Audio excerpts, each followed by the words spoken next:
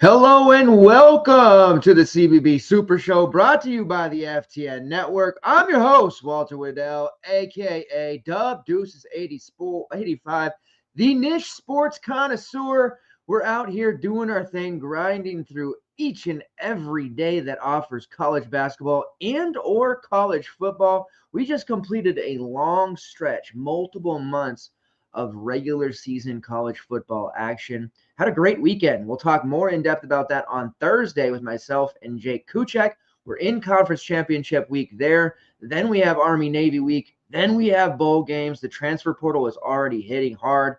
We'll be doing a lot of off-season transfer portal talk, of course. But right now, you're here for the college basketball version of the Super Show. We just completed 2 mid-major slates, Sunday and Monday. Boy, were they fun. We had a lot of great action there. Very profitable throughout the weekend, hitting our stride quite well. We do have 2 slates here on Tuesday that we're going to talk about. One being an 8-game main slate on DraftKings, and then a 9-slate 7-game night slate. Basically, they're running into each other. Would have preferred a full main slate of like 10 to 12 games. I might be in the minority in that regard. I know that people like some of the smaller slates. Whatever you like, this is what we have. This is what we're going to delve into.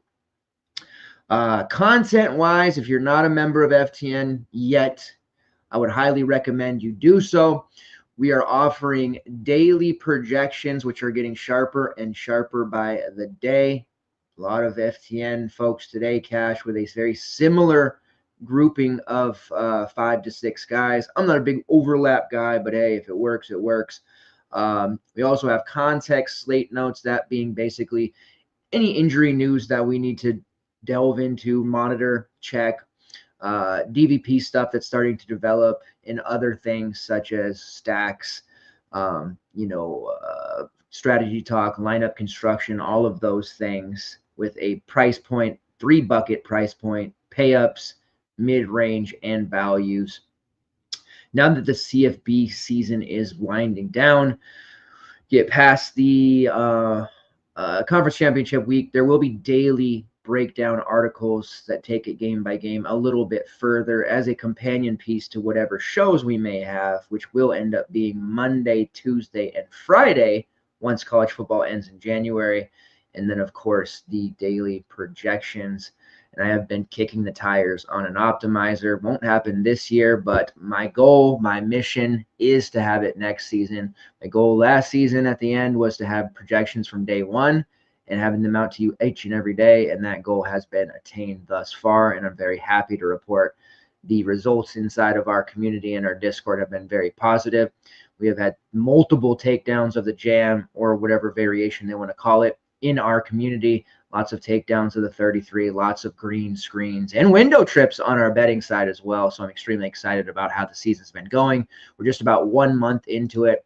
We're going into conference play here. Believe it or not, college basketball, certain teams and conferences are starting conference play. We also have the ACC SEC challenge beginning tomorrow/today, depending on you're watching this, and the Big East Big 12 challenge, which takes place over the next 5 days, starts on the 3rd, so it'll be on this slate, and then December 4th, 6th, 7th, and 8th. So lots of high-powered matches and games here that are going to count very, very heavily when it comes to net rankings. Next week, we're going to talk a little bit more about net specifically and kind of give some more talk there and how it relates to what's going on, because team like Cincinnati that has not faced anyone of note yet, they will here against Villanova, have beaten the absolute pants off of every single team they've played, basically.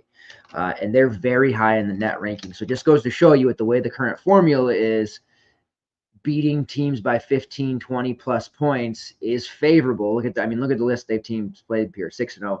Arkansas, Pine Bluff, Morehead State, Nichols, Northern Kentucky, Alabama State, Georgia Tech, which is an ACC team, but Georgia Tech's been kind of awful so far. And they've beaten all of them by double digits. So that just kind of shows you can relate this back to DFS, because the whole blowout thing, all we're worried about that. Teams are motivated to continue to spank, smack, and slap around inferior teams. No disrespect to those teams. So we're not seeing starters get pulled as much in blowouts as fast. It still happens. It's definitely still happening.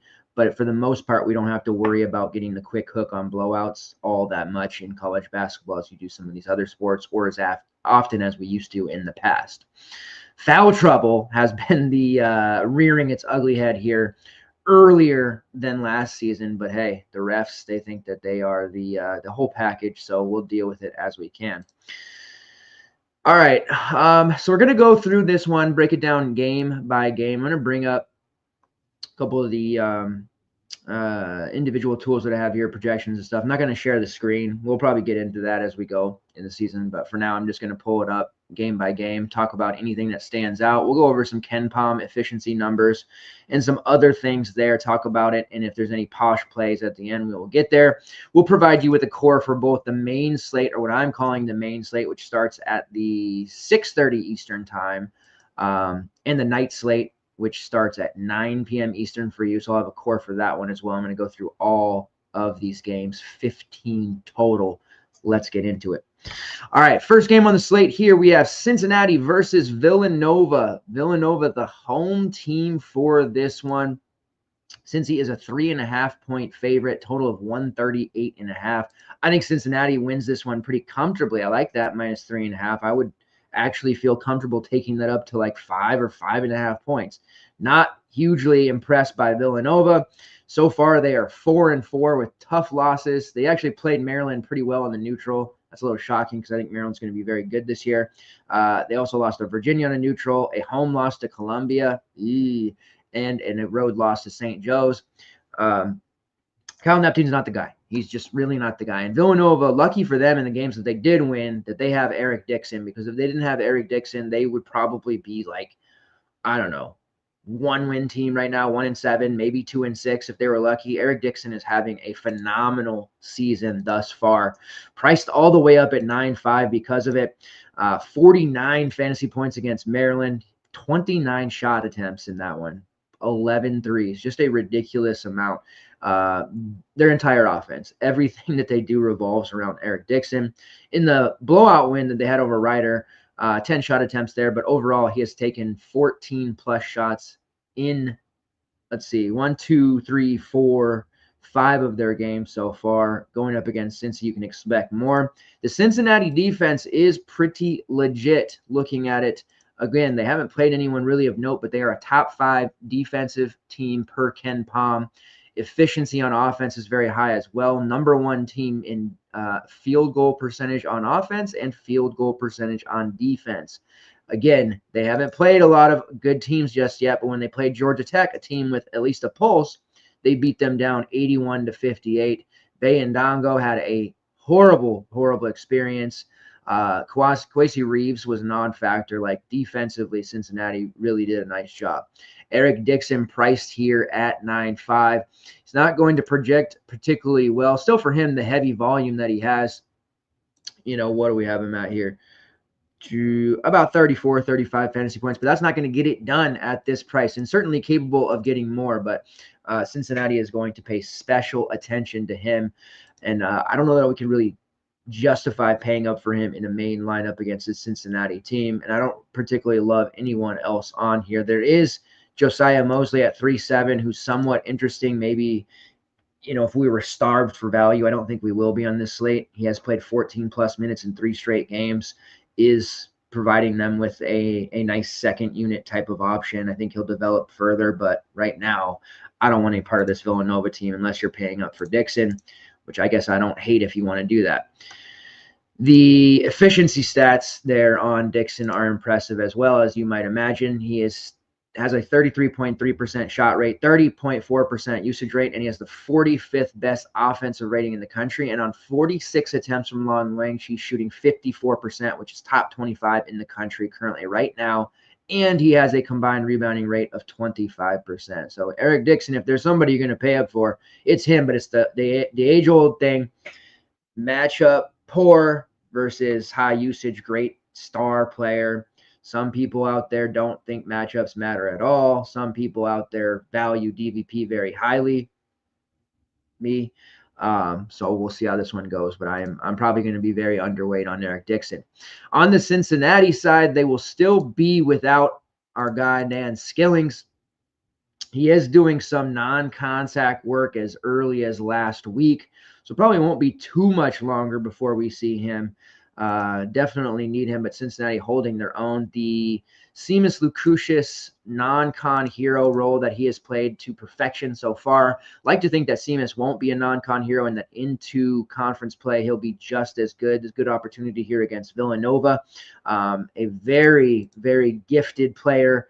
Doesn't get talked about nearly enough. 24.6% shot rate. His offensive rating right now, 6th best in the country at 155.8. And he's shooting 58% from long range. That's 9th best in the country on 38 attempts. True shooting percentage, 8th best in the country. Top 10 in effective field goal percentage. 24% assist rate. You name it, he does it. Very, very solid option is Seamus. Giving him guard forward eligibility is great. We've had a lot of forward heavy slates where we like more forwards than guards for whatever reason this season. But with Seamus, we have the option to put him where we want. 8.2K. He's priced probably about where he should be. So we're not getting that supreme value on him. Earlier in the season, mid sevens would be good for him. But right now, I don't think we're getting any additional value there. But again, another player that I don't mind using if you want. Jizzle James priced at 7.7. Day Thomas injured coming into the season, but even if he hadn't, I think the keys to the car were being handed over to Jizzle, lest he transfer away in the era that we live in. Has been hugely productive. 4 straight games over 30 fantasy points. He scored that number in all but one thus far. Looking at his assist rate, it's top 40 in the country at 35.1%. Usage and shot rate above 27%. He's about 33% from long range, still getting it done fairly well there, and does a lot of good things as a second-year player.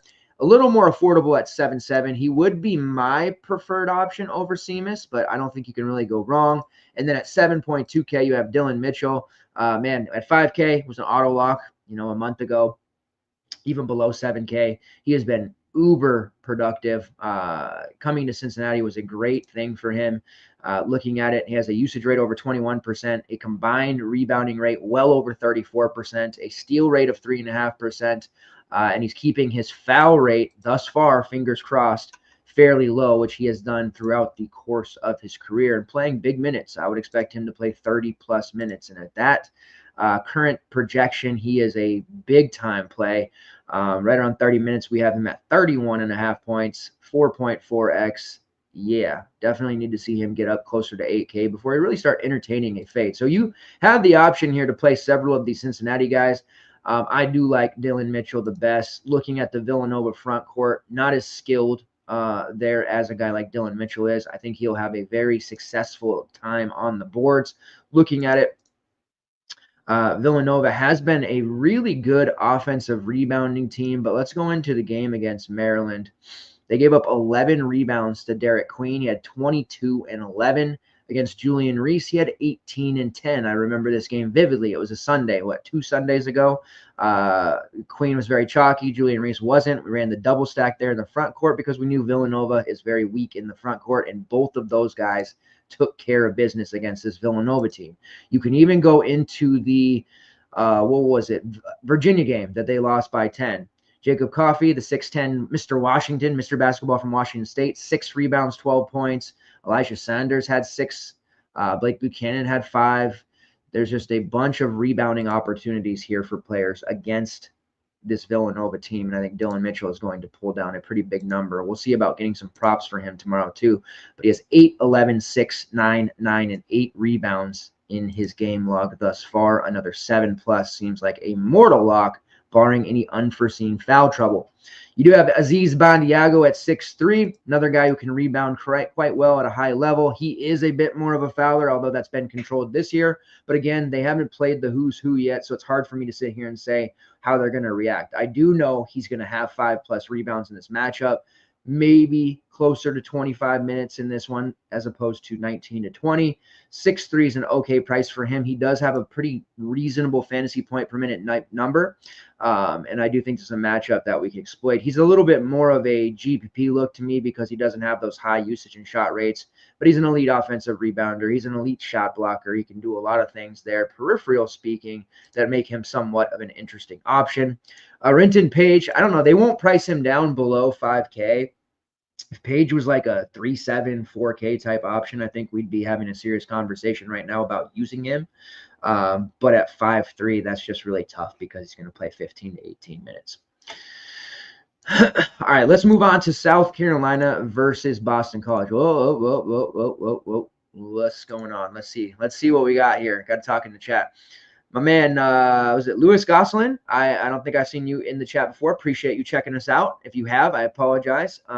Cincinnati not going to smoke Villanova. Yeah, that's what the -3.5 seems odd. I know it's a road matchup, but geez, I mean, if the Bearcats just ran like they won't, but you remember playing, if you're old like me, about to be 40 this coming year, and you played basketball like AAU basketball in the 90s, the boxing one was a pretty common defense when you played a team that had like one really like just outrageously good player, right?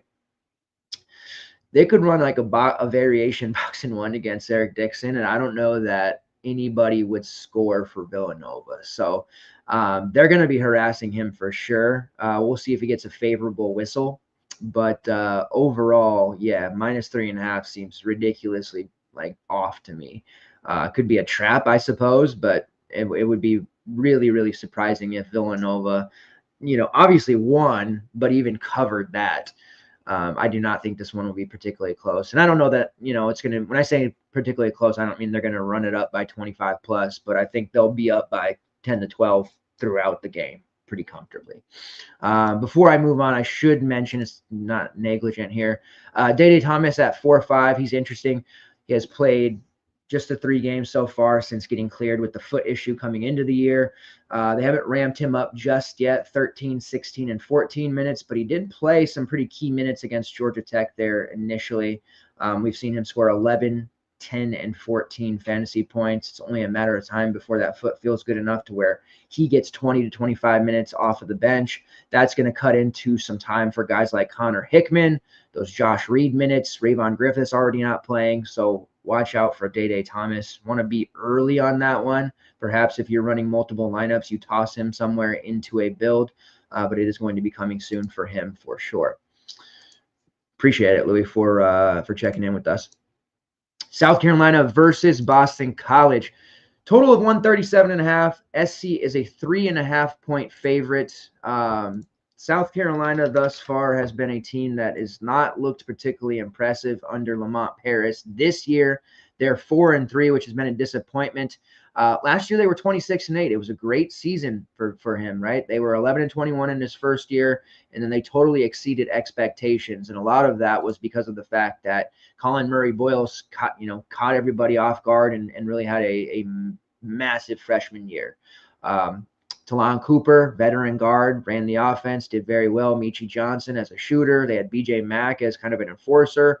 They had a really nice roster. And when you look at the team this year, it's just not like everybody knows Colin Murray-Boyles. It's like he had his breakout. So defensively, the scouting report, teams are giving him trouble. He's getting some foul issues. They're really forcing him, to get rid of the ball, and he's just not looked super comfortable. The replacement at guard for Talon Cooper is Jamari Thomas. He's been fine. He's the Norfolk State transfer from last year. He was a very good player for them, but the MEAC to this level, it's a big difference, right?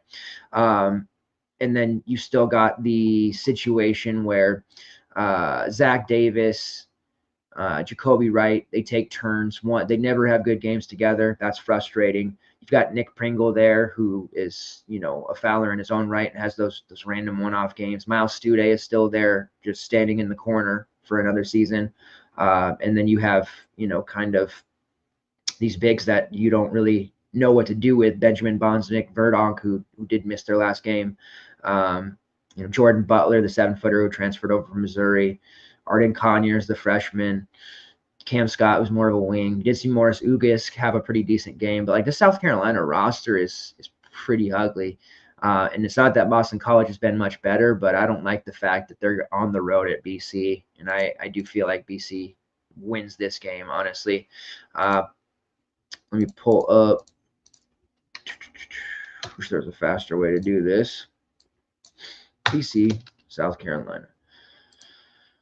All right, so we do have some value in this one. On the South Carolina side, you have the 9-3 price on Colin Murray-Boyles. It's kind of one of those luxury type plays. I do think the BC front court is going to be hard pressed to keep up with his athleticism. I think he's going to get to the line a fair amount. But that is a price that I'm not starting my lineups with him. If we have a tremendous amount of value and we've got some room that we can pay up, I'm not going to be I don't want to play Colin Murray-Boyles, but it was much more agreeable to stick him into our lineups at 7K and ride that hot streak he was on last year. Still have guys like Stude at 3.9, Ugisk, who had a really nice game. I don't know if people are going to chase that at 3.9. Really not that exciting. But the BC side is.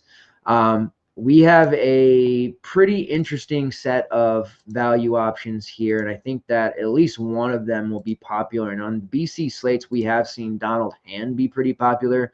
The starting 5 that BC is running with right now: Donald Hand, Elijah Strong, Dion Brown, Chad Venning, and Chaz Kelly.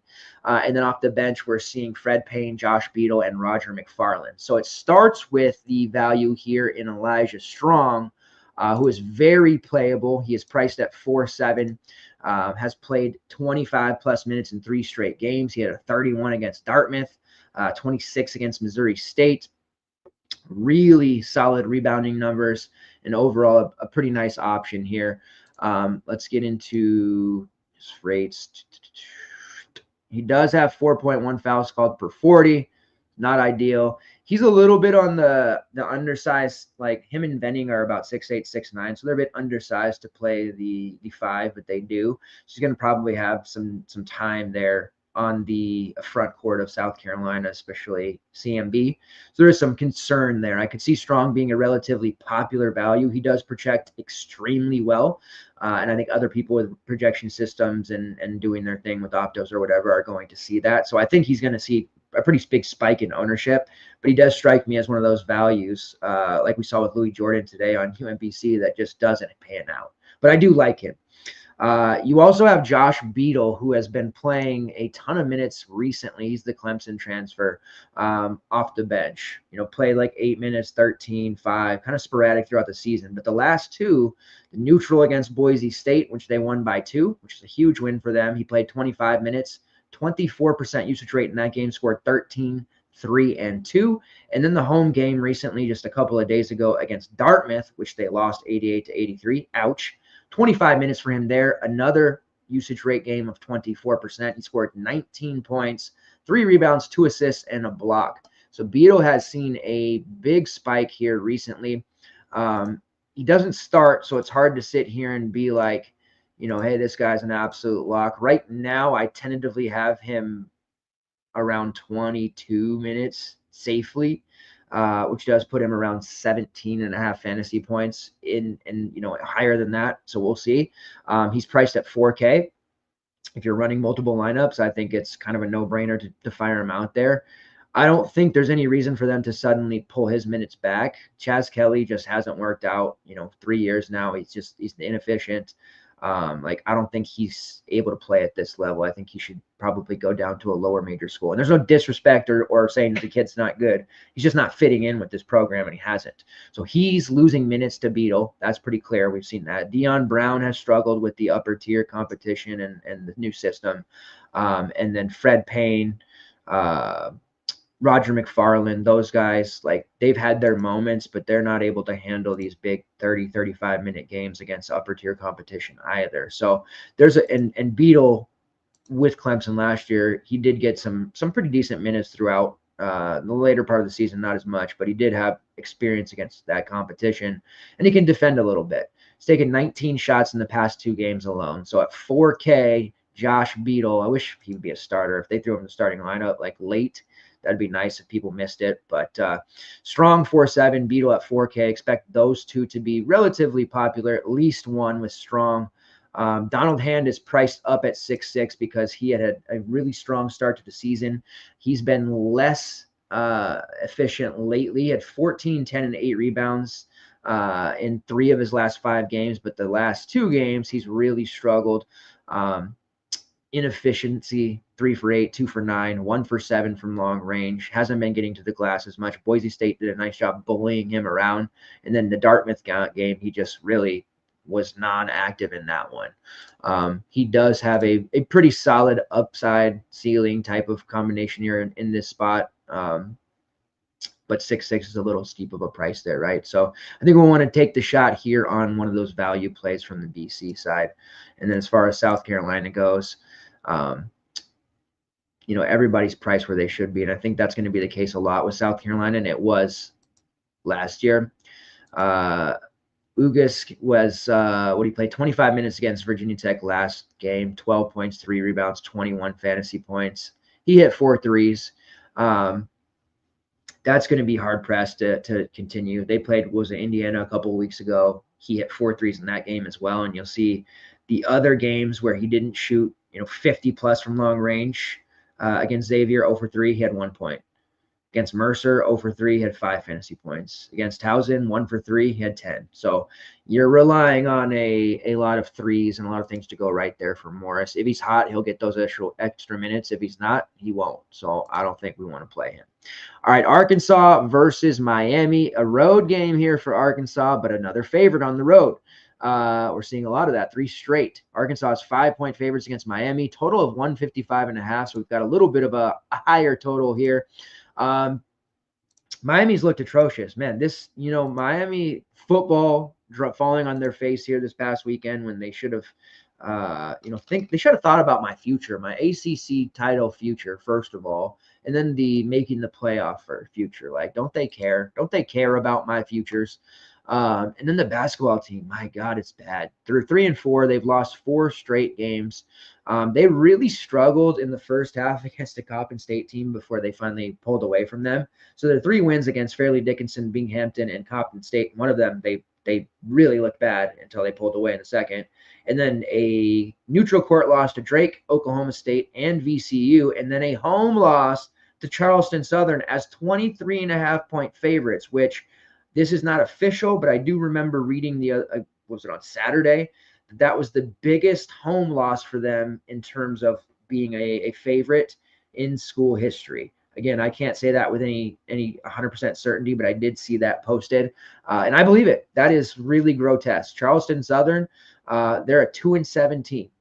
Their only other win before that was against a non-D1. Clemson blew their doors off. North Florida blew their doors off. Our boys from Rio Grande, who we love, they beat them. LSU, close loss. Georgia Tech blew their doors off. This was a real bad loss for Miami. Effort is certainly an issue. I am really scared for this Miami team. And with as much NIL as they have, there's no excuse for them to be playing this bad. And I would venture to say that Jim Laranaga's time in collegiate basketball is starting to tick away. He has been great, don't get me wrong, but sort of like Leonard Hamilton, it seems like Miami's program is, with like Florida State going sideways and not recovering, it seems like Miami is about to have that happen to them as well. Real scary stuff here. With that being said, we have some value on the other side, Arkansas-wise. Like, I don't even know if I can confidently play anyone from Miami right now. At this point, they're going to need to turn it over to, I think, Jaleel Bethia and just let him play 35 minutes a game. They did bring in the transfers, Jalen Blackman, Brandon Johnson, AJ Staten-McCray, Lynn Kidd. It's a whole other team Matthew Cleveland didn't start the game against Charleston Southern. Nigel Pack didn't even play. So, I mean, I guess I can sit here and be like, yeah, they didn't have Pack, but still they shouldn't have lost that game. The issue with Pack to me seems like it could be something that is a problem throughout the season, because I'm not so sure it's just an injury. So we'll see. If he's out again, Jaleel Bethia is only 4-4. We saw him play 18 minutes, a second in a row. Still a pretty rough matchup going up against an Arkansas team that is going to show no mercy. They're going to be playing very aggressively, perimeter defense-wise. They've got some rim protectors and some in the paint enforcers. Lynn Kidd seems like he's just going to end up being in foul trouble from the beginning. I don't see him. He's played well lately, but I just don't see him panning out against this team either. Hate to just write off an entire squad here, but it is a larger slate, and I don't think Miami makes a lot of sense. Adu Tiero on the other side for Arkansas does make a lot of sense. Priced at 8-1, his prices continue to go up, and I can't even remember the last time we faded him. I think it was like maybe the first game of the season when he was priced at like 8-2, 8-3, something like that. We didn't really play him there, and that was against Lipscomb. But I've been playing him ever since, and he has just been absolutely crushing it. And it's funny because last year on Kentucky, myself and a few others continually kind of begged for him to play more minutes, like play him to do more. So he goes to Arkansas and he plays more, but he's playing for the same coach. So I something changed there. Maybe Cal understood that this guy needs to be playing. He just fills it up in all categories. His peripherals are so safe, and the fact that he's scoring at such a high level and he's barely making threes. He is getting to the line. He's so aggressive. He's getting to the line just an F ton and finishing at the rim on all these fast breaks. 15 steals over his last 4 games. He took 21 free throws against Illinois. Only made 12 of them. God, that was not great, but still put up 36 there. It is the, second time in 3 games that he's taken double-digit free throws. They did lose to Illinois there, 90-77. I do think they beat Miami. Miami's not Illinois. They have some dysfunction. Their team really is put together oddly, and I think Adu is worth that 8-1 pay up. And the projections will definitely agree at 34 minutes in what will be a competitive game. And that's a conservative projection. I think he could play 36, 37 potentially. We've got him well over 35 fantasy points. So he is definitely the top overall play for this game and this Arkansas team. We also have Big Z, Zanavir Ivicevic. He's being priced up at 6'3", has that rebounding upside. He can score from all levels. Excellent shot blocker, just racks up blocks. Man, I mean, he is absolutely a monster, averaging almost 3 blocks per game, and just has that inside-outside game that's difficult for opposing big men to try and guard. The main thing with Z is he gets a little handsy. He goes for those blocks. He just gets fouls, and I do worry about him here. He's a no-brainer for a long time. 5K, 4.8, even 5'8". 5'9". Now we've crossed that 6K threshold, and it's starting to get a little bit tougher with him.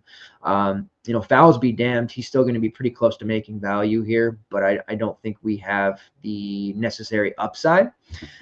More of a GBP look than a main team play to me. But I am all over Tiero here. We did see Boogie Fland have a bit of foul trouble against Illinois as well. He typically plays mid-30s minutes, but he just played the 25 against them because of the foul issues. One of the worst games for him. He is a freshman, so he's going to have these up and down performances. With that foul trouble, we did see Billy Richmond play 32 minutes. He's priced at 5K. A little bit tough to sit here and plug him in because I think we see him more often than not in the low 20s.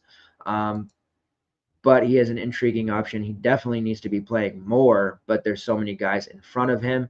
You do have DJ Wagner at 5'8", Johnell Davis at 6'1". Neither of those guys are that exciting to me right now. It's crazy because Johnell Davis, people are paying, at FAU 8K, 9K for him. He's just struggled. He's not shot the ball well, and we are seeing him take fewer shots as well. At the beginning of the season, he attempted 9+ shots in 3 straight games, and then as he started missing, he took few fewer shots. He's relying on the three a lot. We're not seeing him get to the basket as much, and he's taking a lot of threes. His assist rate has started to ratchet up, and really 6 times against Illinois. He's affected the game positively in other ways. That 6-1 price tag is really interesting for John L. Davis. And in the past, if you told me, hey, he's going to be that price, I'd think, yeah, we're going to have to roster him no matter what. But I don't know that he's necessarily going to be in my main team player pool there. He only has a 15.5% usage rate, shot rate of 16.5%. When he was at FAU, spent the last 4 years there, but last year in particular, 27.5% usage rate, 27% shot rate, shot 42% from long range. In conference play, 44%, which is the third best in the conference there when in the American.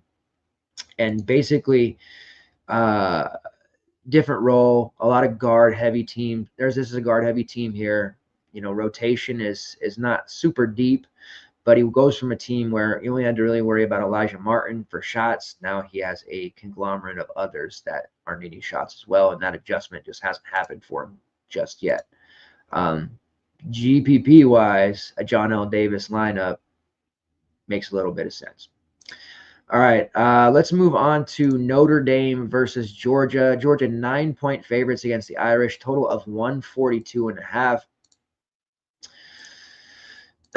Georgia, I like this Georgia team. Coming into the season, I thought they were built well. They look like a team that's going to not catch people by surprise, but they're going to win some games that maybe they on paper shouldn't. They do have a large amount of youth, but they brought in some guys from the portal that can kind of help guide that youth. And overall, we're seeing a breakout of sorts from Silas Demery, which is going to be big in the long run for this Georgia team. Starts with Asa Newell, who is priced at $8K, a one-and-done prospect for sure.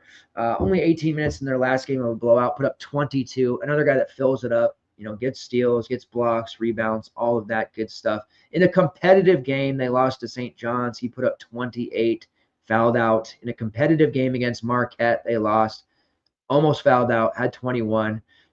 Georgia Tech had foul issues early in that game, put up 27. So he's put up some big numbers, but against P5 competition, he has had some struggles.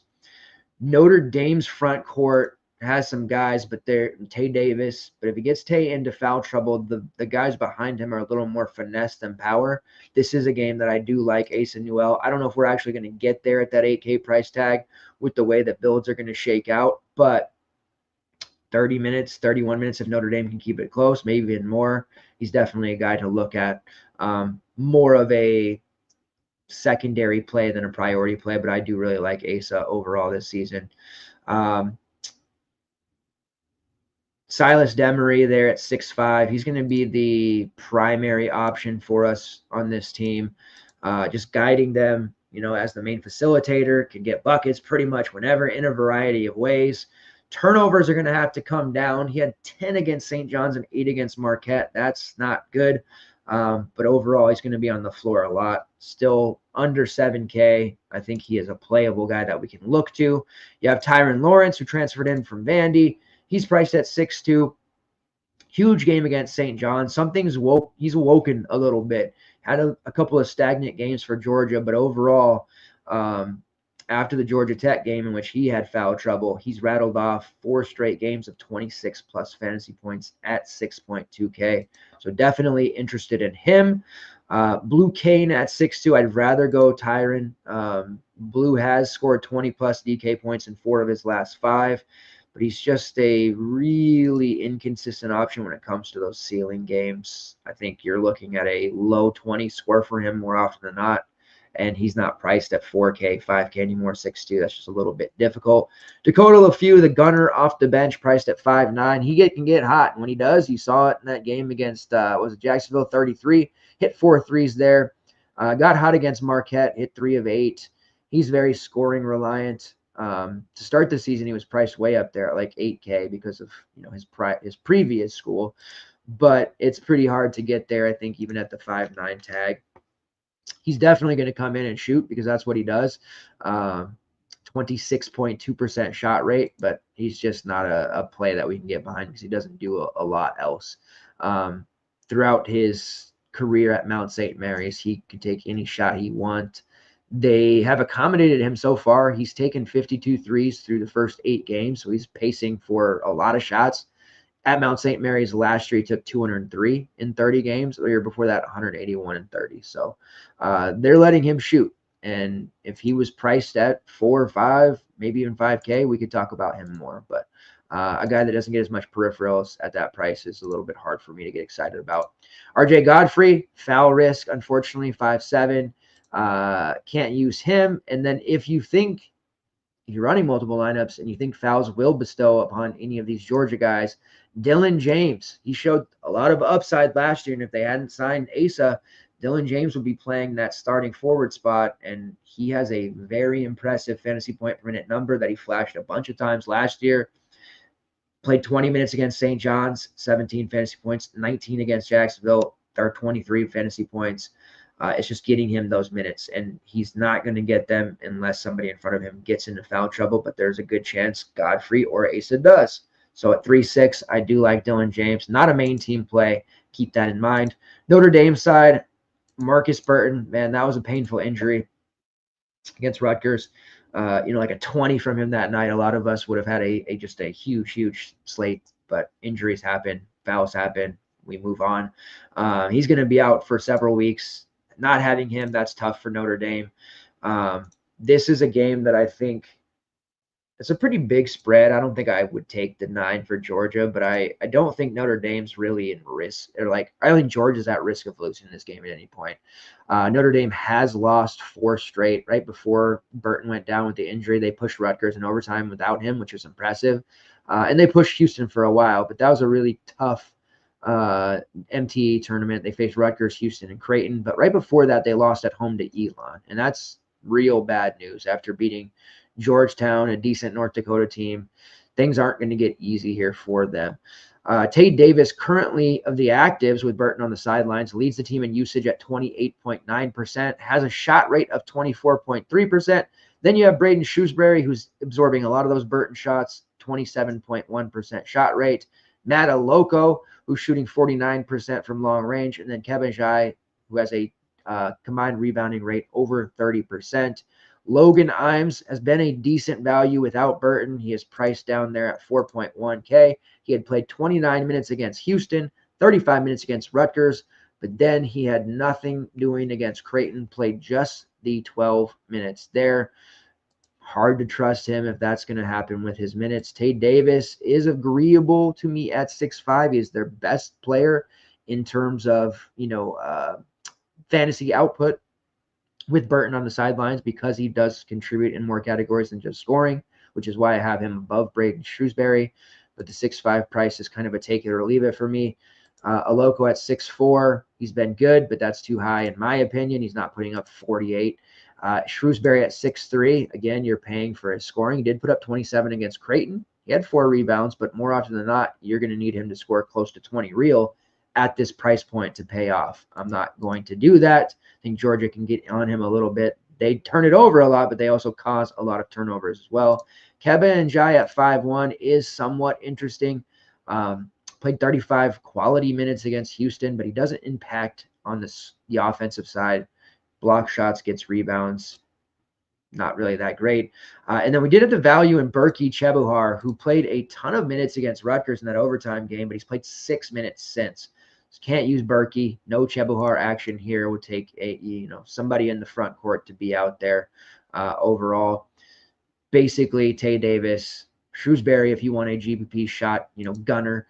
And then on the Georgia side, Tyreen Lawrence, Silas Demery, and then a smattering or two of Asa Newell. All right, next game on the slate here, we have Cal versus Missouri. Missouri is 9-point favorites and a total of 150.5. I got to say, I don't think Missouri is better than Cal. They're 6-1. But I don't know that they're going to win by more than that. I think Cal is live here to cover. Coach Gates, love Dennis Gates. They're 6-1. They lost the first game of the season to Memphis. They haven't exactly had a very challenging schedule. Played Howard, Eastern Washington, the Delta Devils of Mississippi Valley State, who have never been good. I don't think ever. They're always in last place. Their Ken Page is habitually salmon at best. Pacific, Arkansas, Pine Bluff, and Lindenwood. They've got a date on Sunday with Kansas, which is going, and conference games are starting, is an interesting one. We'll see really just how good they are. But this will be a good litmus test as well against a Cal team that's pretty dangerous under Coach Mark Madsen. And they're 6-1 as well, with a loss to Vanderbilt, wins over USC, Air Force, and Cal Poly, who just knocked off Stanford at their place. Don't sleep on the Big West, because if you do, you're going to get punched in the mouth by them. All right, let's open up Cal's page. Coach Madsen is just a dude, and they're going to be competitive no matter what. Their roster last year was definitely more appealing, but they've got guys who are working hard and going to make some things happen, and we've already seen that kind of come to fruition here. All right. The starting lineup for Cal has shifted a little bit, but we're mostly seeing Andrej Stojakovic, Christian Tucker, Rytis Petritis, who didn't start the first couple of games, has worked his way into the starting lineup because he is giving them their best option at the front court. Joshua Ola Joseph and Matty Sissoko. Then we're seeing Lee Dort, Jeremiah Wilkinson, and Spencer Mahoney off the bench. Jeremiah Wilkinson scored 25 points off the bench in their last game against Mercyhurst. In 30 minutes. He played 27 minutes off the bench against Sacramento State. That was in a close game. 16 points there. 26 minutes off the bench against Air Force, another close win. 36% usage rate in that game, 23 points. He has scored 16 plus points in 3 straight games, played 26 plus minutes, 2 of which were competitive, and his usage rate in all was above 27%. He is a freshman. He has a bright future, shooting 47% from long range, 27.9% shot rate, 26.2% usage rate. Jeremiah Wilkinson, Value City at 4.4K. Now let's go backwards a little bit. For the BC value we talked about, Strong at 4.7, who we might be worried about with foul trouble, right? We mentioned Beadle, who's interesting at 4K. Will the minutes continue? Perhaps. But this Cal value here with Jeremiah Wilkinson is just an easy smash slam. Like Missouri, that, on the road, that's not easy for anyone. Game logs chasers are going to look at that, and they're going to want to plug him in. But that amount of shots, the way that they're leaning on him in competitive games or in blowouts, makes him a very safe option. The bench for Cal, again, the roster isn't as sexy as it was last year. He's going to be their primary piece off the bench there.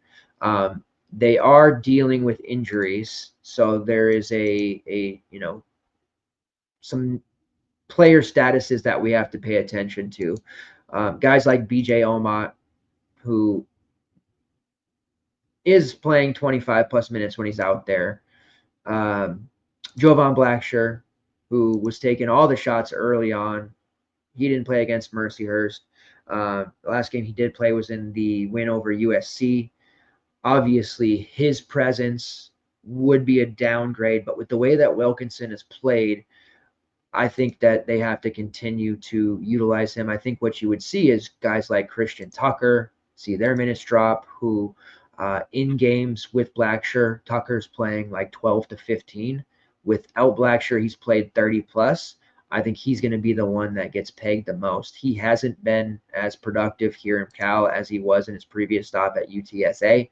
A lot of empty minutes for him. He's not a big shot taker. He's not even facilitating all that well. So depending on how things shake out with Blackshear's status, also DeJuan Campbell, who played around 20 minutes in their first few games. He missed their last 2. There's just minutes that are going to have to come out of somewhere, and I just don't think it's going to come out of Wilkinson. Mark Madsen's too good of a coach to suddenly put a freshman like that playing so well on the bench, playing less than 10 minutes, and just destroy his confidence. He's too smart for that. But we will monitor for sure. But right now, he's one of the best values on the slate, pending news. Andrei Stojakovic at 6'7", big-time shot taker there. He has been really solid. He's a pretty safe option in the mid-range if you want to get to him. Regardless of how things shake out with those injury statuses, Stojakovic isn't in trouble of missing anything. Has a shot rate of near 30%, 27% usage rate. He's only shooting 27% from long range, though, on 37 attempts. That number is going to have to come up. He was about a 33% shooter at Stanford last year on 104 attempts. I think he's just adjusting to his role of having the ball in his hands more, doing more things. He did grow a little bit over the summer. So there's just some adjustments being made there for him. Wilkinson shooting 47% from long range. Blackshear 52%. These guys got to play. As far as the front court goes for Cal, he got some interesting prices. Guys like Joshua Ola-Joseph, who's priced at 4.6. Minutes would be there, right? Rytis Petritis at almost 7K. It's a nice GPP spot for him. He doesn't project particularly well because he had some real rough games early on, but that's because they weren't playing him or starting him big minutes like we were used to seeing him at Air Force. And then you do have the value in Matty Sissoko there at 4.9, but pretty low end there to say the least. I think the main options we're going to look at here, Jeremiah Wilkinson as a value play. Blackshear, if he plays at 5'6", although I'm always antsy about playing guys off of injuries, he would have to start, not be available, and off the bench. That's too risky. And then Andrei Stojakovic, who I think is a fair price at 6'7". Missouri's perimeter D can be harassing, though. They have Anthony Robinson, who just gets after it on the defensive end. Tony Perkins, in and out of the lineup, appears to be healthy right now, dealing with a leg issue. We'll see what happens there. He did miss their game against Pacific, but then he played against Lindenwood. He's been in and out of the lineup, like I said, starting, not starting. And then they have, obviously, our guy, Mark Mitchell, who lives on as the posh play and is in really danger of being the posh play here. He's had a weird season. No real consistency. Transferring in from Duke, this is the opportunity for him to be the guy. And he's had some really weird disappearing acts. Let's start with him at 6.2K. Guard forward eligibility. And Missouri's only been on, I believe, one slate, and it was against the Memphis. And he was a posh play starter for us, where unfortunately with the posh play 1-3 right now, thanks to McKeithen from LaSalle, we got our first win under our belt. Of course, posh plays are our sneaks of the slate. They have to be eligible. It has to be a player that's under 25% rostership. Those are just guys that essentially equate to being a sneaky option for us and our favorite one. Because of the blowouts they've been in, Mitchell has failed to log anywhere over 19 minutes, but he has put up 30 plus in 2 of those 4 blowouts. The closer game against Memphis, he struggled. His shot, he didn't take enough shots. He had 21. Peripherals were strong. His rebounding numbers have been strong, but I need to see some more aggressiveness from Mitchell, and I'm really hoping that in a more competitive setting like this, we see them turn it on and kind of lean on him a little bit more. He does have a usage rate of 23.9%, which is the highest amongst the starters, 22.1% shot rate, 9.2% offensive rebounding rate, a steal rate of 4%, which I do think he's going to rack up some steals in this matchup, and he's drawing 6 fouls per 40. He does a pretty decent job of getting himself to the foul line, generating points. It's just those shot attempts I want to see more. Guard forward eligibility for Mitchell puts him in our wheelhouse. Tony Perkins a little high at 7.9, especially considering the leg is not 100% healthy. He's just not quite there yet. He had some big games at Iowa last year, but we can't be playing almost 8K for him right now. That's a little bit reckless to me. Tamar Bates at 6'6". He's adjusting. Last year he had a kind of a semi-breakout. He's adjusting to these other mouths to feed. Perkins in the lineup has hurt him, so I'm not really looking to him. Jacob Cruz, who was a absolute scoring machine, high fantasy point per minute guy during his time at Tennessee Martin. He had some nice years with North Florida, just a classic case of going up to a higher tier team. They haven't really played anyone, but it's still the adjustment and not being the alpha. He was one of two guys last year on Tennessee Martin that just got any shot that they wanted. Of course, Jordan Sears was the other one. Issa Muhammad was also on that team, and he's just basically the 5th or 6th option. He does have a shot rate of 26.8%, so they're trying to get him some offense when he's out there, but really not a playable, usable guy even at the 5'8". He's interesting because he has that guard forward eligibility, and we know he can play, but he's just not doing enough here for Missouri yet to be in consideration. Same can be said with the Horizon. One of the best players in the Horizon in the last few years, Marcus Warwick, just not getting enough minutes. Shot rate is there. The attempts are there. But again, not getting enough minutes. Anthony Robinson at 4.7. He has been getting spot starts when there's no Perkins. He is putting up some really solid numbers. He's actually definitely in play at 4.7 in this one. It's because of his just harassing defensive nature and how good he is on that side that he's earning these additional minutes. Let's see.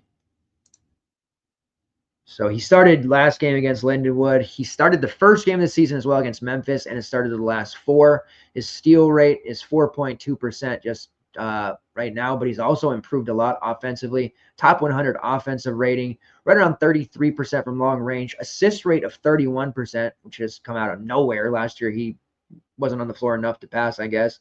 And then his defensive rebounding rate above 18%, combined rebounding rate of nearly 29%. Very impressive stuff out of him. The Arkansas Pine Bluff game had 11, 11, and 7, flirted with a triple-double. Then he had 5, 7, and 5. This is the kind of stuff that we're getting out of Anthony Robinson. Even the game against Memphis, 16 points, got to the foul line 9 times, 7 assists, 4 rebounds, and 3 steals.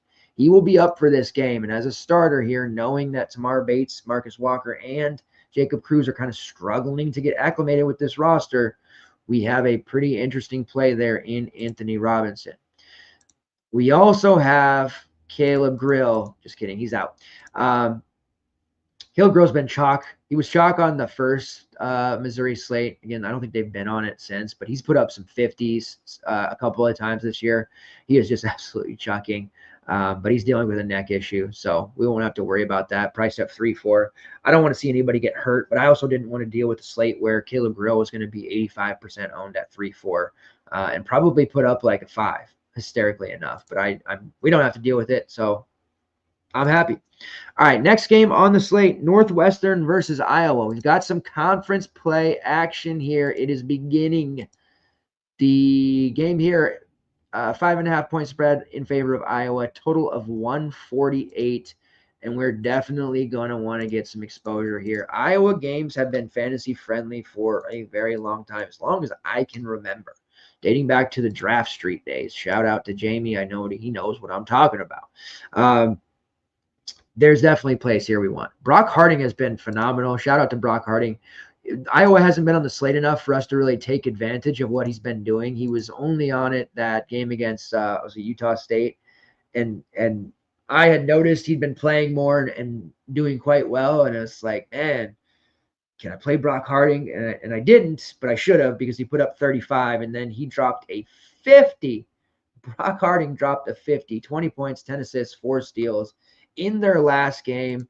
Brock Harding playing just basically psychotic style basketball here. He's 7.5K.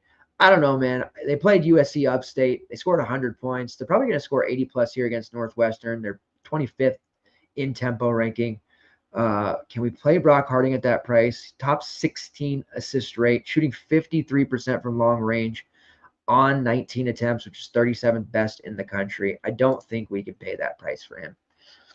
If he continues to blow the doors off, then we'll talk about it later. But yeah, that's a little bit too high for me to feel comfortable with, especially when Owen Freeman's less at 7.1 and Peyton Sandfort's not that much higher at 8.4K. Speaking of Peyton Sandfort, 27% shot rate, 27% usage rate, 21.5% assist rate, came back for another collegiate season.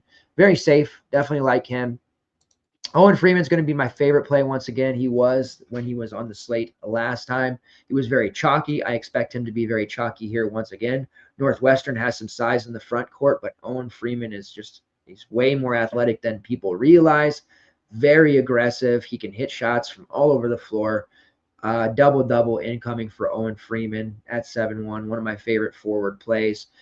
Rates are fantastic, 29% shot rate, 28.5% usage rate, combined rebounding rate of 35%, and has got a top 50 block rate at 8.5%, drawing 5.1 fouls per 40, and he's shot 33% from long range. Excuse me.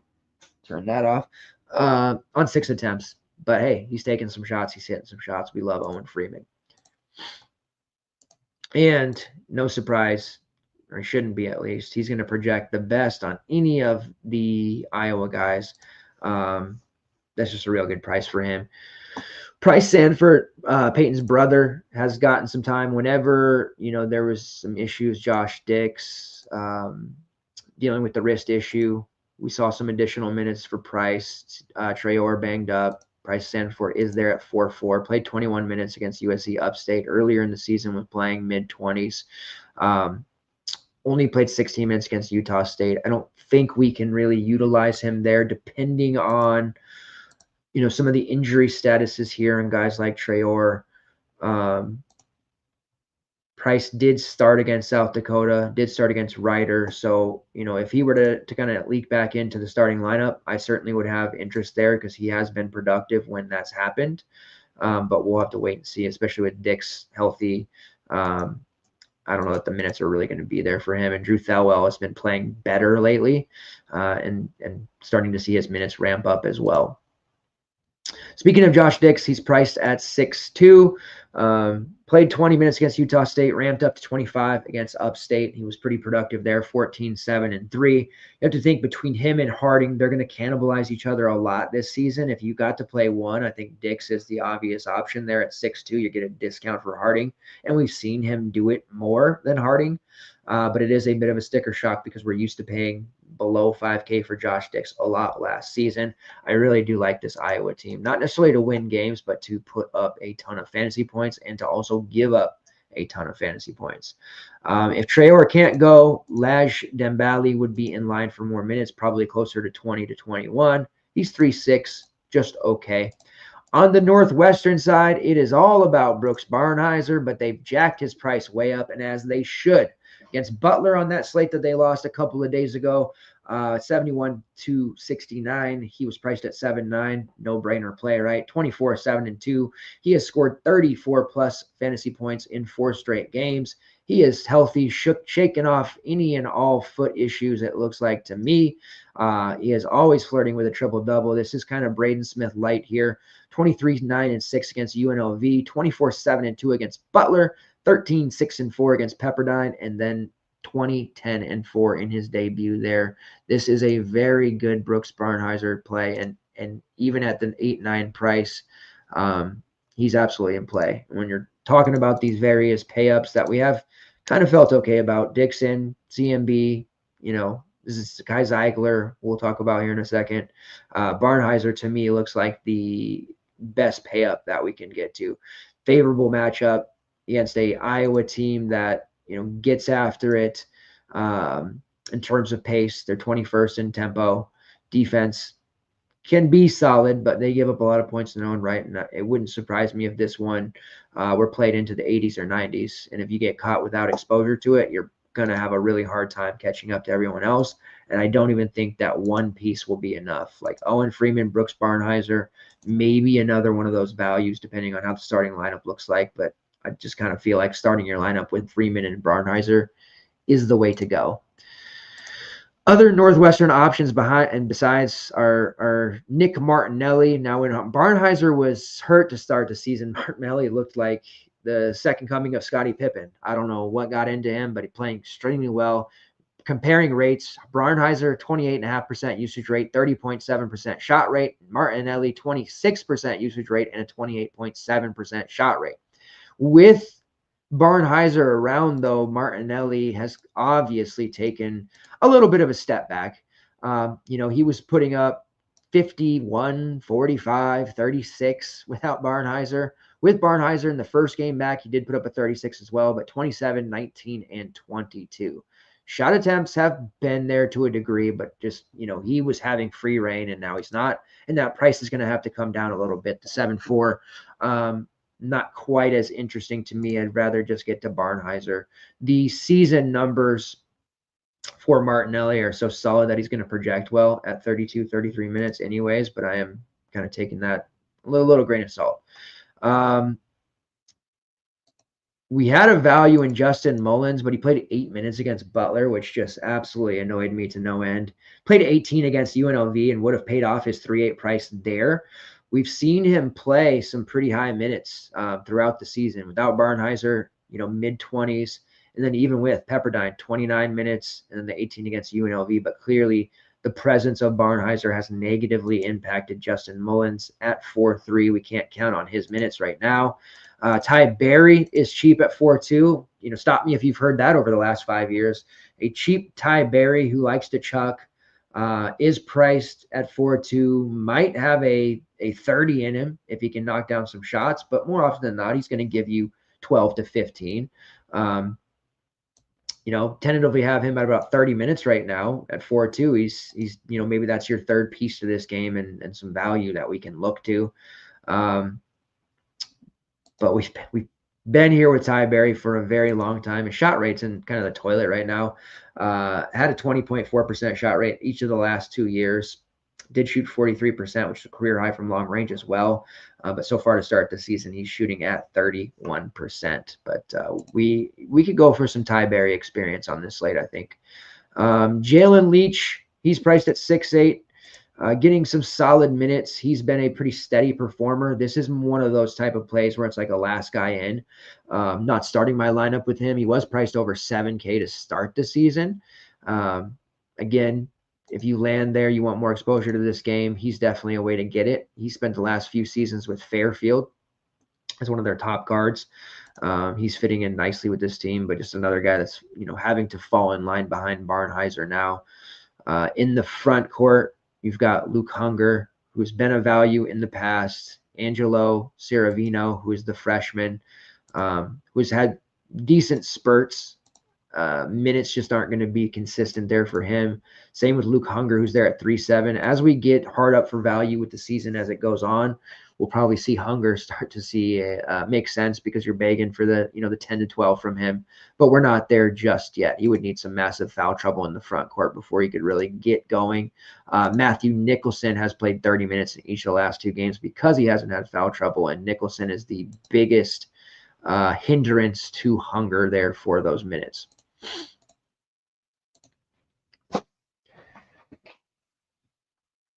All right, Battle of the Orange. Syracuse versus the Vols, Tennessee. Which orange do you like? The guys at CBS said that the Syracuse orange was much better, that they weren't feeling the Tennessee orange. I am, okay? I think the Vols orange is pretty solid. This one projects awful for Syracuse. Tennessee is 19-point favorites, total of 144. Vols games haven't been particularly great for DFS just yet. My man Zeigler, who I love, I am a big Sakai Zeigler. I can watch that kid play basketball all day long, but I have not found myself rostering him much over the last 2 seasons. 3 years ago, all the time, because he was price cheap. Now we're getting these 8.6, 9.4, 9.2 price points, and he just doesn't hit those ceiling games as often. He kind of lives in the mid-30s, which is great. It's safe for the most part, but there's not a lot of upside there, and there is downside to him because he does have turnover issues at times. He's a great passer, though. Elite assist rate, averaging almost like 8 assists.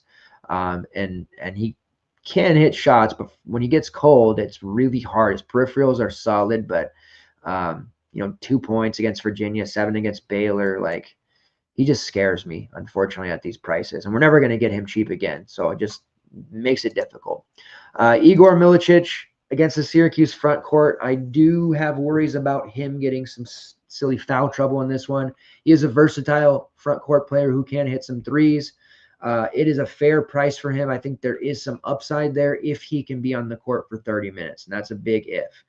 We've seen him have some really big shooting nights, but foul issues that pop up have cost him. And, Baylor game, he was just really awful against them.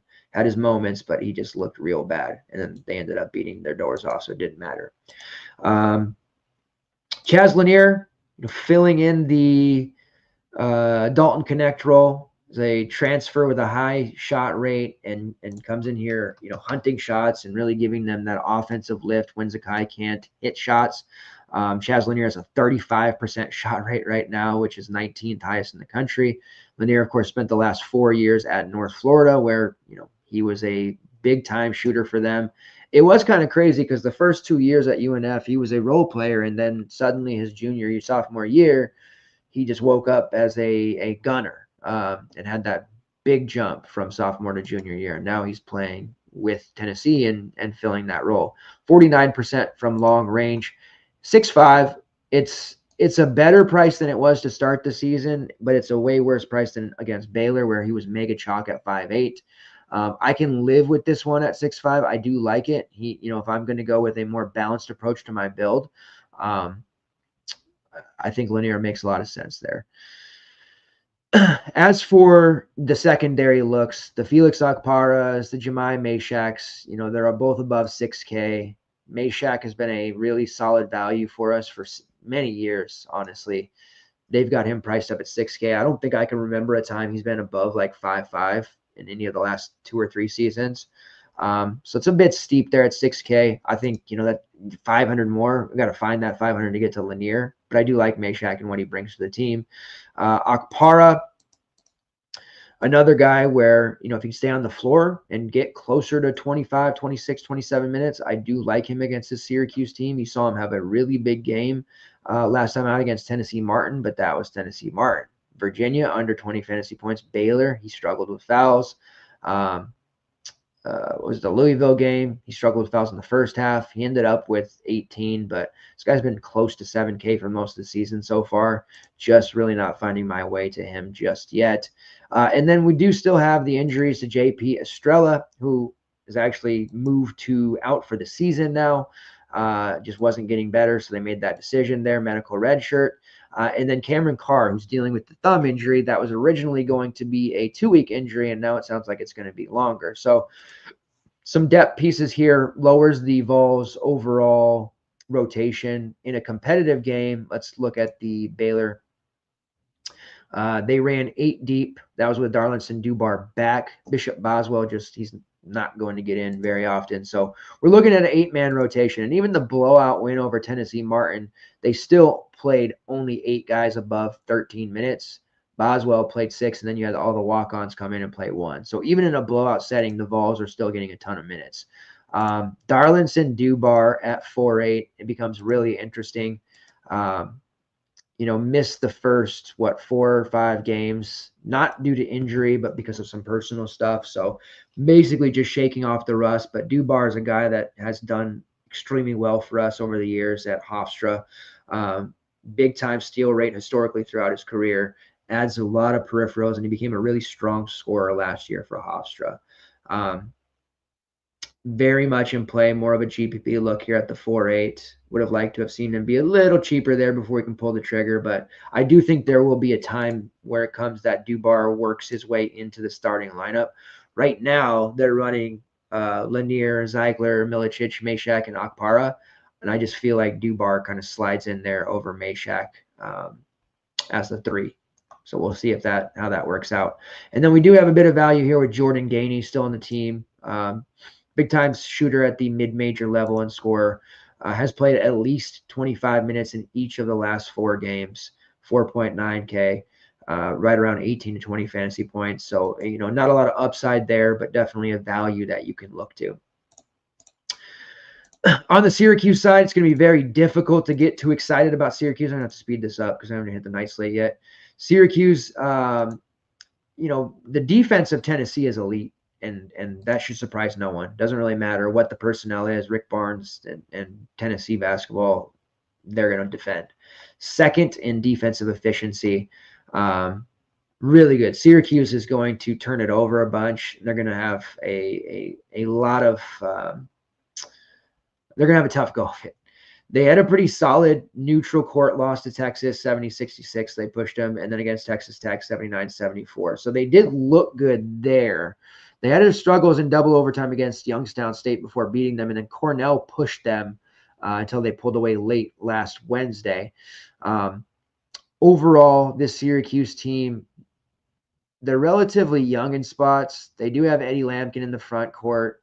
They do have Jaira Davis, who's a transfer from Delaware. Donnie Freeman, the freshman big. But I just think they're going to have some real struggles here against Tennessee. Freeman's priced at $7K, which is going to make it tough to pull the trigger there. Against Cornell, he had 23 and 12. Against Texas Tech, 13 rebounds, only the 5 points. Not necessarily a big score yet. Texas, they shut him down completely. And then in the Youngstown State overtime game, 19 and 12. So a very capable double-double guy already. And playing next to Eddie Lampkin's only going to help him because it takes a lot of the pressure off. 34.6% defensive rebounding rate for Donnie Freeman, which is 7th best in the country right now. But again, on the road against Tennessee at $7K for a freshman forward, that's a tough ask. He doesn't have a high fouls called rate, and neither does Lampkin yet, so it's worth noting that for both. Lampkin in the past, was a high foul rate guy. Kind of got that number down at Colorado last year, but still something to be worried about. And so far, that hasn't been the case. 1.5 fouls per 40 for Lampkin, 1.6 for Freeman. So throwing that out there. Would rather play the guards, if anything. I just think road matchup for Lampkin and Freeman. Bad whistle, perhaps. We'll see. JJ Starling's going to play every single minute. He's severely underpriced for the role that he has on this team at 6.4K. Competitive game. Going to take huge shots. He's taken 15 plus shots in each of the last 4 games, and he's played no fewer than 33. 49 in that double overtime against Youngstown, played every minute against Texas, and then played 38 against Texas Tech. So a lot of shots, a lot of volume for JJ Starling. Has a usage rate of 25.5%, a shot rate of 27%. Yes, it's Tennessee, and I just got done saying this defense scares me, but Starling's priced at a point where I think we got to definitely look to his direction and at least play him somewhere, but he's definitely in main team consideration. My worry is that he shoots 3 for 22 and misses value still, but the volume's going to be there. That much I can guarantee. Chris Bell at 5'9". He has his moments, 30 some games, 3 some games. Don't think this is a spot for him. We have seen a ton of chalk on Jaquan Carlos. Every Syracuse slate this season, I think it's only been 2. He has been majorly chalky. He's priced at only 3.8. He's okay. He has had his struggles. He also came from Hofstra. So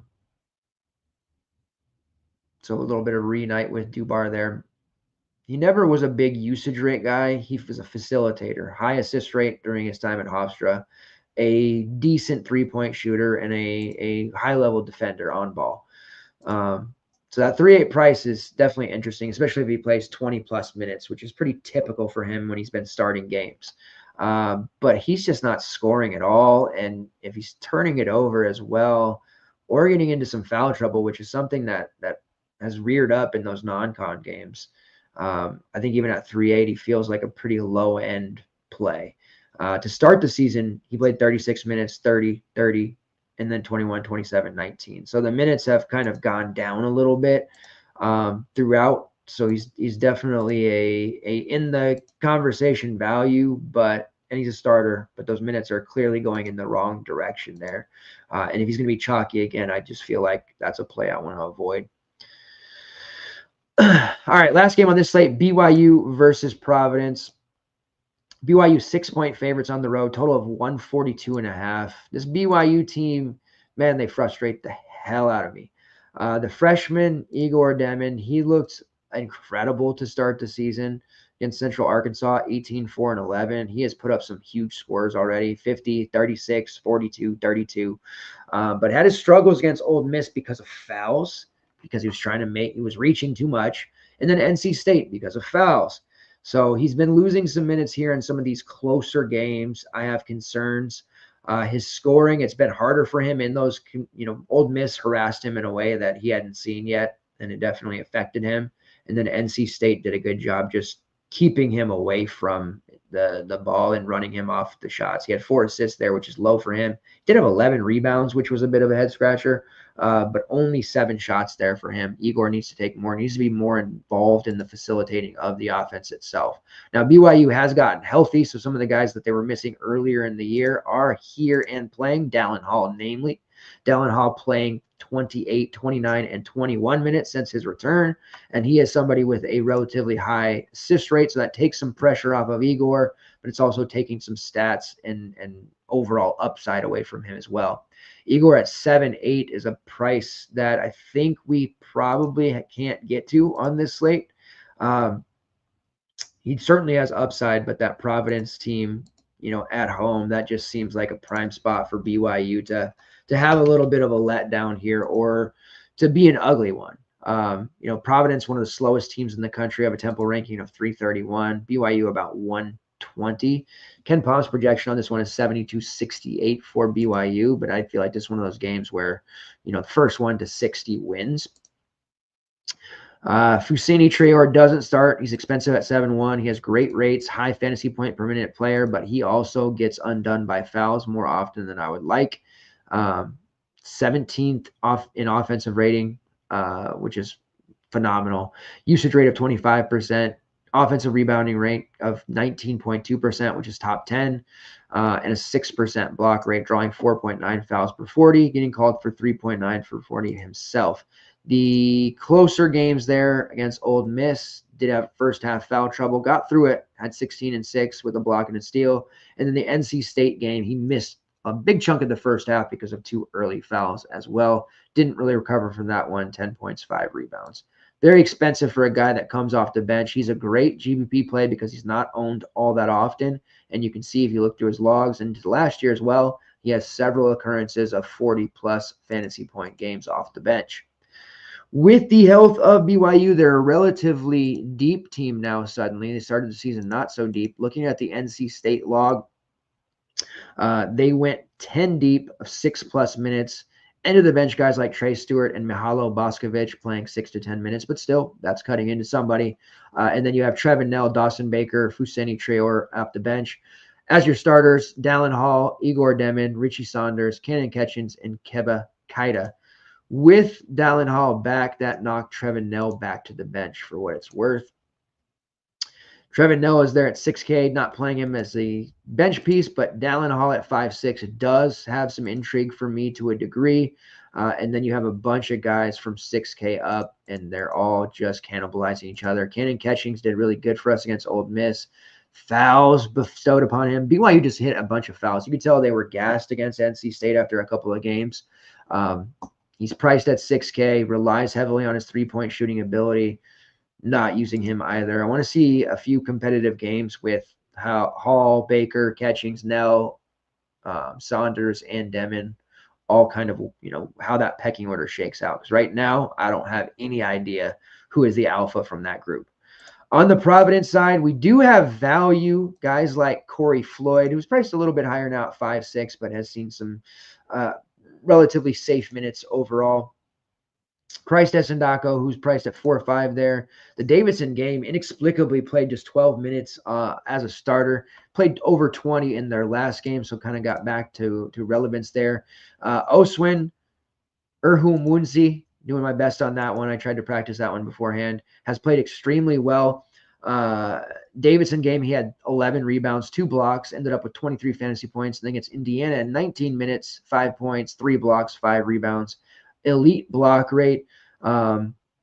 Did start against Indiana. That will probably continue with the way that he's playing. If he can go up against the Indiana front court and avoid foul trouble the way he did and block shots the way he did, he's certainly going to have a chance to start and play some big minutes here against BYU. So priced at 3.7K, certainly a fan of his. Has made Christ Esendako a little bit more of a forgotten man there. Did play 21 minutes off the bench, speaking of Christ, but clearly if he's not starting, the freshman Oswin is, both roughly 7-footers. We have to look his direction and not Christ. Let's see here. Oswin's block rate right now is 7%, has a combined rebounding rate over 40%, and a usage rate over 17%. definitely feel like he is a deserving more minutes. At 3.7, he's going to be in my player pool, and there is a chance I do run him in my main lineup. BYU front court is going to be a challenge, but this is a game that screams fouls, and you just hope that you're on the right side of it. Jaden Pierre is at 6'8", the main offensive weapon right now for the team. It's a fair price for him. And then you have Bensley Joseph, the Miami transfer, who's a bit of a sticker shock at 6'7". Can't pay that for him. We used to pay $4K, $5K for him at Miami. And then Wesley Cardette, big-time scout or big-time scorer, touted that way when he transferred over. Has a shot rate above 21.5%, was a total stud at Chicago State. Had a decent freshman season at Samford, but has had trouble going from the alpha at Chicago State to more like the third, fourth option. And that's not going to get any better for him when Bryce Hopkins returns. Bryce Hopkins, watch. Every Providence slate right now, Bryce Hopkins, the question is he going to play? Is he not? He's priced at 3K. I wish DraftKings would just price him at like 8K. So we wouldn't even have to have the discussion. We could just be like, okay, if he plays, whatever. But at 3K, we got to watch it. And it's seemingly every Providence slate, they're the last game on said slate. So we won't know until later with Bryce Hopkins. He is currently day-to-day dealing with that knee issue. We do have a Friar super fan in our Discord, and I'll be doing my message board thing tomorrow as much as I can. We'll see what happens there with Bryce Hopkins. I guess the way to do it is to have a two-man swap ready.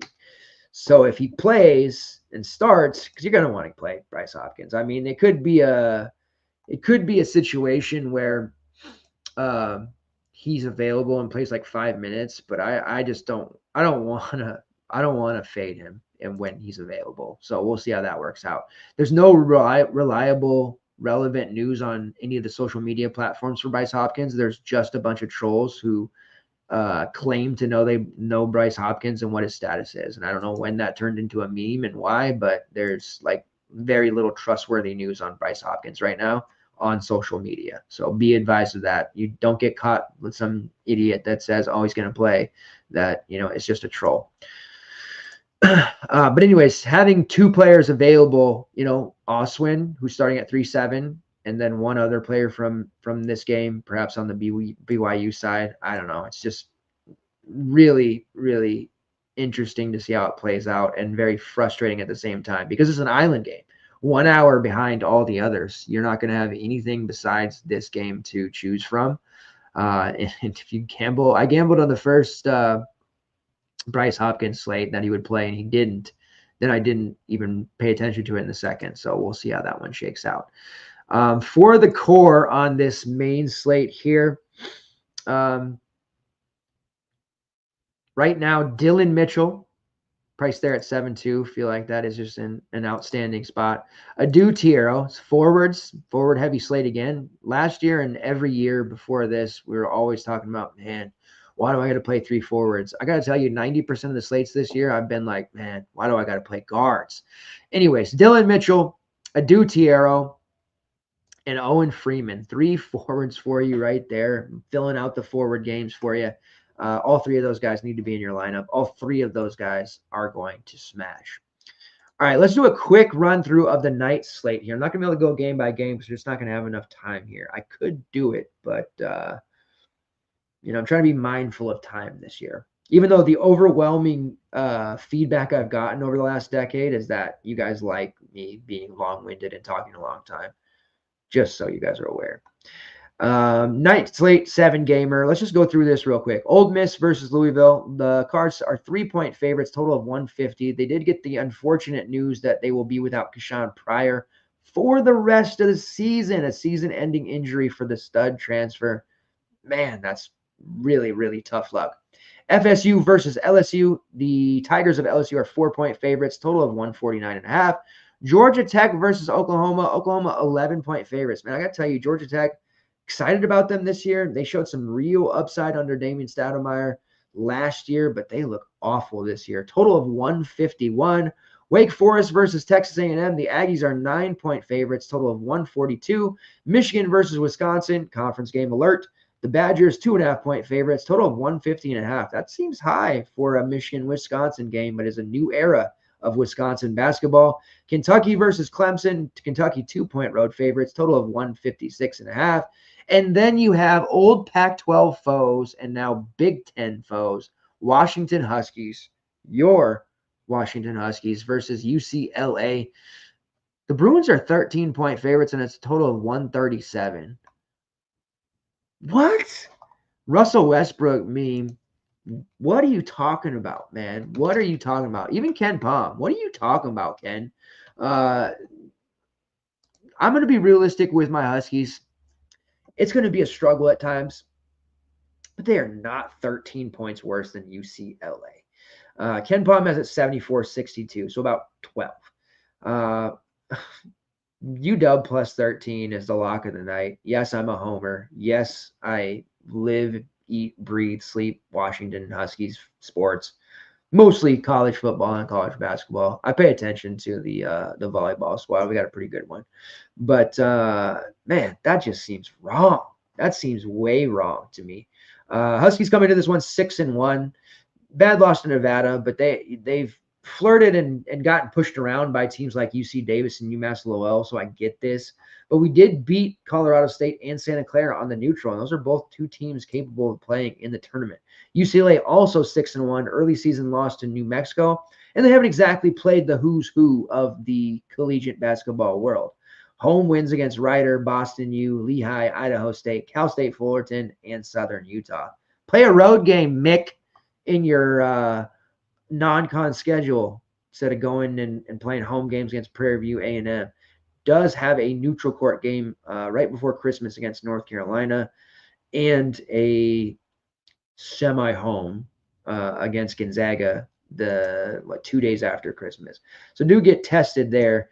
That one's in Inglewood, so it's basically a home game for UCLA there. But their schedule coming up is pretty rough. Washington, Oregon, Arizona, North Carolina, Gonzaga, Prairie View A&M. All right, let's look at this one real quick.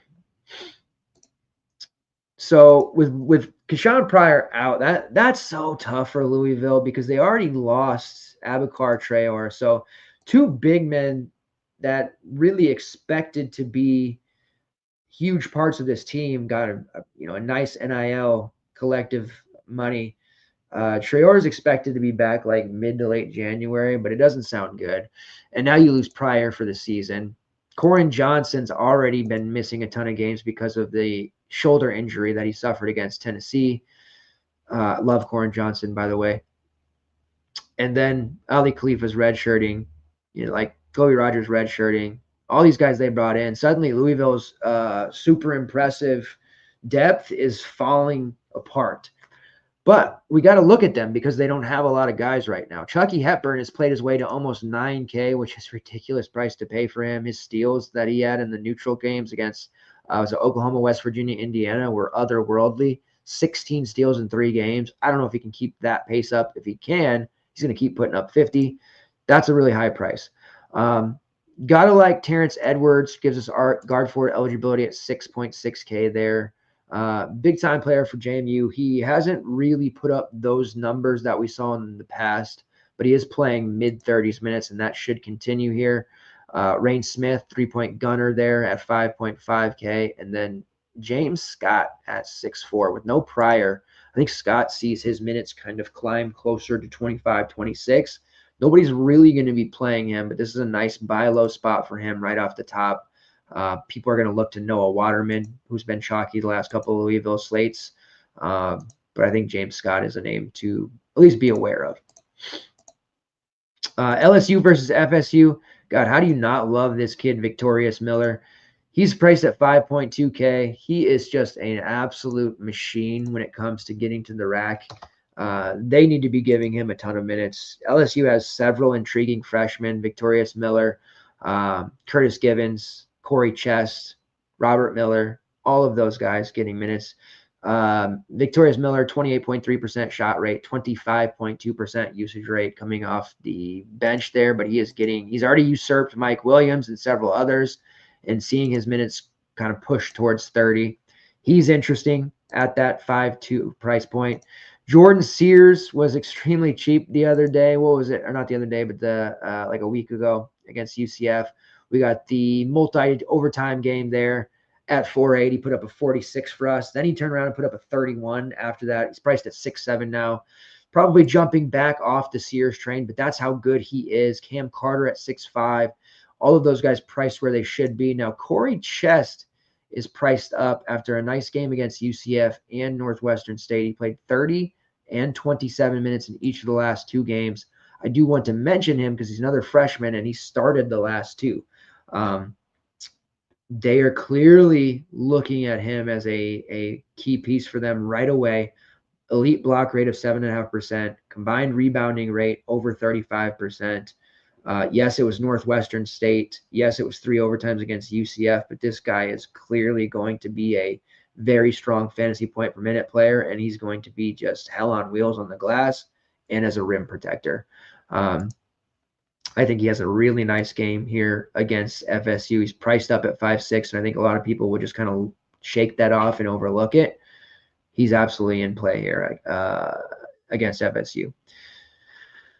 Robert Miller lost his starting spot to Chest for right now, so can't use him right now. He did start a lot of games earlier in the season, but he's not quite ready. He's pretty raw. Chest is ready. Miller is ready. Those are the two that I like from the LSU side. FSU, you always got to consider Jameer Watkins. That's obvious, but the play here is Daquan Davis, another freshman. We like our freshmen. 3 of his last 4 over 19 fantasy points, priced at 5K. Minutes are right around low 20, so he has to be kind of efficient, but he has been. He's getting to the rack. He's generating offense at the foul line. He's rebounding. I like Daquan Davis, what he offers. I think this pace against LSU and the way that they play really favors a guy like Daquan Davis. Oklahoma, love Jeremiah Fears at 7.8. Oh, what do you know? Another freshman. It's the year of the freshman in college basketball, guys. It was that way in college football as well. Jeremiah Smith, Ryan Williams, a million others. This is a big-time season for freshmen. Jeremiah Fears, he was gassed after 3 straight games against Louisville. They ended up losing that one. 21 fantasy points for him there, but he put up 39 against Providence, 42 against Arizona. Love him at 7.8. I think he's going to have to be a 9K player by the time it's all said and done. We just keep plugging him in. Georgia Tech, an extremely easy matchup. Jelon Moore at 7.4. Georgia Tech, an extremely easy matchup. Jelon Moore and Jeremiah Fears, both great plays overall. I'm done with the value Sam Godwin. Thank God they priced him in the mid-5s. Dude can't stop fouling for anything. He was one of the better values on that Providence slate, and he was super chalky, but he could not stay on the floor. So get out of here, Sam Godwin. We don't want it. We don't want anything you have to offer. Glenn Taylor at 5K, 31, 27, 26, and 26 minutes in that MTE. So the minutes are there for the St. John's transfer, and he's at 5K. Bryson Goodine, he is dealing with an ankle issue, but he played 19 minutes against Louisville. Don't hate the idea of using him at 4.5. And then you have Luke Norweather priced at 3.8, benefiting from the fouls to Godwin, 15, 21, and 17 minutes during the MTE event. 25 fantasy points against Arizona at 3.8. I don't think I'm ready to put the stamp of approval there for him as a main team option, but he's absolutely in play as a GBP look just because Godwin cannot stop touching people. Texas A&M versus Wake Forest. It's time to go back to Wade Taylor, people. 7.5K. It's an auto lock against Wake Forest. Wade Taylor is a 9K player. Last year, for the last 2 months of the season, 9K plus. To start this season, 9K plus. Had a pretty decent game, 30 against UCF, and then a bunch of 25s, just like Mark Sears of Bama, who's still kind of struggling. Wade Taylor has shaken off those struggles against some good teams. 15, 6, and 4 against Oregon, 18, 5, and 4 against Creighton, 24 and 5 against Rutgers. Wade Taylor, 7.5. We're getting a huge discount. Play him. Play him. Zurich Phillips coming to the team. There was a bit of a pecking order, alpha kind of conversation there. I think Phelps coming in, kind of acting like he's the alpha. Wade Taylor, and I'm not suggesting they're fighting or anything. They're not. But Wade Taylor has clearly established that this is his team. We've seen Phelps fail to score at least 15 fantasy points in each of their last 2 games. He does have high upside. He's still taking a ton of shots. But when this team needs a bucket, a leader, a win, they're going to go to Wade Taylor. Phelps is an intriguing play at 6.9 as well, but Wade Taylor at 7.5, that's just way too cheap. Pharrell Payne lost his starting spot in the lineup. He's a nice fantasy point per minute player earlier in the season and at Minnesota. But right now, Henry Coleman's getting that spot as a starter. Manny Obasake played 20 minutes against Rutgers. If we can get him back up over 20 to 25 minutes at 4.8, he's a decent play, but it's hard to say for sure. And then Jace Carter as a 20-minute per game starter at 4.3 is a value-esque type look, but very low end for sure. Trayvon Spillers is too high priced at 8.6, but if you haven't watched him play yet, you should. He is phenomenal, very fun, double machine. Definitely watch this Wake Forest game. It's going to be a good one. Davin Cosby at 4.1. He started the last 2 games, but he's played 13 and 7 minutes. Shame on you, Coach Forbes. You fooled me once against Florida when you started him and when you played 13 minutes, and he did not do much for us. We did not fall for your tricks against Minnesota until further notice, and I see Cosby playing more than 10 to 15 minutes as a starter. He is not rosterable one bit. Tyler Johnson played 23 minutes off the bench. He had 3 steals in that game against Minnesota. Perhaps a little interest there. Efton Reed, if he can stay on the floor at 6'1", played 37 minutes against Minnesota. Definitely an intriguing look there. Fouls. He's also dealing through an ankle injury that keeps flaring up. Tread carefully with Efton Reed, but that is a very cheap price for him. Quick move over to Wisconsin, Michigan. Tanya at 7.9. The dude is he's playing like a 9K player, which we've never seen throughout the course of his career. Time at Colorado State, he showed some flashes. He was at Missouri last year, didn't play a lot. He has been the truth for Wisconsin. Definitely like this price. It feels high, I know, but the way he's playing, the shots he's taken, it's just got to keep firing away with John Tanya. And this is an important first game in conference play, so watch out for him. Blackwell at 5.8 is still in the value piece look there. Nolan Winter at 5.6K. They're going to definitely need him against Michigan's front court, but I do worry about fouls with him. On the Michigan side, this is a Danny Wolf game, but he's priced at 9.2. Put up 50 against Xavier, 20, 14, and 3. He is his 3rd game in 3 of his last 5 games over double-digit rebounds against the likes of TCU, Virginia Tech, and Xavier. I do like him versus Stephen Krell. I do think he has the better of them there. They will need Vlad Golden, who has scored over 20 fantasy points in 3 straight games now. Golden has been a fantasy ignore to start the season, but don't look now. He's suddenly becoming fantasy relevant, and that's against upper-tier teams.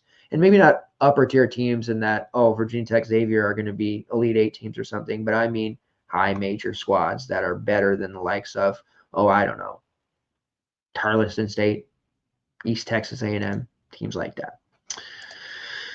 The guards for Michigan, I think, are going to be a tilt all season. Roddy Gale and Trey Donaldson are both cheap, but as we saw from Roddy Gale, he did very well as chalk for us against Virginia Tech. We got away from him against Xavier, not because we thought he was bad play, just didn't go there. And he had a really rough outing, 2 for 9. So you're going to get a lot of up and down performances from him and Donaldson, but when they're hitting, they're certainly very, very good. Kentucky, the prices on Kentucky are still very good. Clemson, a tough defensive squad. Kobe Bryant, Jackson Robinson, and Lamont Butler all under 7K. Definitely like at least one of those options. This will be a good test for a player like Amari Williams, who has major upside at 7.7, but foul risk on the road is there.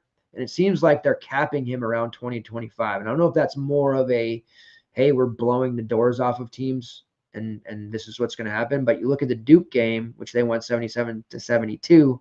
He still only played 20 minutes, and he didn't have any fouls in that game. So it just seems like Amari's going to play that much and no more. He plays extremely hard when he's on the floor and go type of player, so maybe that's all he can handle because of the way he plays. Brandon Garrison did not play in their last game. We'll see if he, what that's about, what's going to happen there. The main benefactor for Garrison's absence was Ansley Almanor, who played 24 minutes against Georgia State, had 12 points, 4 rebounds, and 2 steals. Priced at 4.2K. I do have interest in him there. Overall, the Kentucky guys and the transfers that they brought in, they're filling their role nicely. A lot of these guys were specialists on other teams as well. A player like Ansley Almanor, who's been around for quite a few years, played at Fairleigh Dickinson, high usage 3-point shooter for them. Grew over the summer. I think he was more of like a 2-3 type player. Now he can play the 4, rebounding well. Just needs more minutes. This is an opportunity for him to get more minutes there, depending on the Garrison situation. On the Clemson side, Ian Schiffelin, until further notice, I don't know, man. I think we got to just keep playing him. I don't love the matchup against Kentucky, but Jesus, he has been so good. Super chalky on every slate. I think that probably continues. If anybody's going to slow him down, it would be the Kentucky front court, but they're getting a major pace boost here. A lot of opportunities. 15 rebounds against Florida A&M, 13 against Penn State, 13 against San Francisco, 12 against Boise. I mean, that just doesn't stop with Ian Schiffelin. And Clemson has a long line of productive forwards in DFS for the last decade, and it's just Ian Schiffelin is that next Clemson forward that's tearing it up. Victor Locken is cheap at 6'4". He had a nice game against FAMU, Florida A&M. We need to see him have a good game against a team at the pulse like Kentucky. That 6'4" price is premium GPP territory there. There is a bit of value to be had with Chauncey Wiggins as a starter at 4'9". I also still like Dylan Hunter.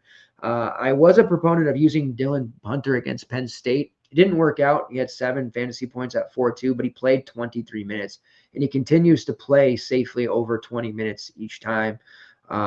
Just didn't hit shots in that one, but he is a capable three-point shooter and can pay off this price. He has paid it off 2 of his last 4.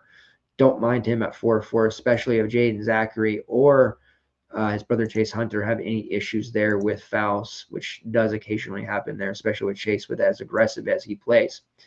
Let's move on here real quick, wrap this up to end it. Washington versus UCLA. When it comes to the Huskies, they finally, it's only been a month, but they got Zoom Diallo playing. Danny Sprinkle had to realize, like, hey, Zoom is the guy. Zoom Diallo started in their last game there against Santa Clara and Colorado State in the MTE, and then he started against Alcorn State. 3 straight games starting. That needs to continue. Love Zoom Diallo. I don't think he's going to be a one and done like a lot of people thought originally. He's priced very cheap at 5.2K. We absolutely rocked that play against UC Davis on opening night at 3K. He's just so aggressive. He contributes in all categories. He's going to have those, lumps and freshman mistakes, but he is very good at breaking down his guy one-on-one situations already. He can get to the foul line with ease, and he will get after it on the glass as well. Really like him at 5.2K. We'll have some physical matchups against the UCLA guards, but I think he'll be up for it. Tyler Harris, my God, Tyler Harris has been awesome. He also has got his way into the starting lineup over the last 3 games. He played really well in a short stint against UC Davis in 12 minutes. Then he started against Nevada, but had a bunch of fouls, and now he's back in the starting lineup, playing over 30 minutes. Was really good at Portland last year as a freshman, showed upside. He's shooting 48% from long range, 21.4% shot rate. Dude's going to be an absolute stud, way better than I think people thought he'd be this fast. Of course, you have great Osabor there. You've got the secondary pieces like Louis Courtwright, the Rhode Island transfer, DJ Davis, the Butler transfer, and Makai Mason, the Rice transfer. Davis and Mason, though, not playing quite as well. They both lost their starting spots to Diallo and Harris. And then you have Tyree and Nacho, who's basically just in there for his defense. Not going to add a whole lot when it comes to the defensive side of, or DFS side of things. Osabor, you can get there. It's a premium price at 9.7. I don't think I will. I do like Harris at 6.6. I do love Zoom Diallo at 5.2. And then these, secondary options, Louis Courtwright at 4.6 because he's getting minutes. Wilhelm Bryden back at 3.5. There's a little bit of value to be had there. Frank Kepnong is hurt again, unfortunately. Hate it every year this happens, dealing with the knee issue. Doesn't sound like we're going to have him at full strength really anytime soon. And then also a knee issue for Chris Conway, who has not been able to play at all so far. So you have some value on Washington. Definitely want to take advantage. On the UCLA side, they are loaded. they did the freshman international thing last year. It didn't work out. They went into the portal. They got guys like Tyler Bilodeau, Eric Daly, Kobe Johnson. Some really nice looks here. And then they still have the likes of Sebastian Mack, Lazar Stefanovic, Dylan Andrews. The team is definitely deeper this year as well with quality depth. Looking at the starting five that they typically run out, Kobe Johnson, Sky Clark, Eric Daly, Tyler Bilodeau, and Dylan Andrews. They've moved Lazar Stefanovic to the bench. Sebastian Mack, who was a pretty big staple play for us last year, now playing off the bench and really not much of a option in this reserve 20-minute per game role. He is cheap at 5'3", but can't really use him right now. Sky Clark has shown flashes throughout the course of his career, but he's also in this kind of secondary role. Dylan Andrews is a starter at 6K. He's starting, but he's also splitting time and playing 18 to 20 minutes. Very Auburn-esque of Mick Cronin with his guards. They're all cannibalizing each other. He's obsessed with Kobe Johnson, so he's going to play him a lot in a tight game like this. So he's in play at 7'6". Mick says nothing but good things about him. And then Tyler Bilodeau is pretty expensive at 8'4", but the Huskies front court has shown that they're susceptible without Frank to getting beat up down there. So Bilodeau's got that kind of versatility. He can hit threes. He can bang down low. He can do a variety of things. But 8'4" just feels like a little bit of a steep price there for me.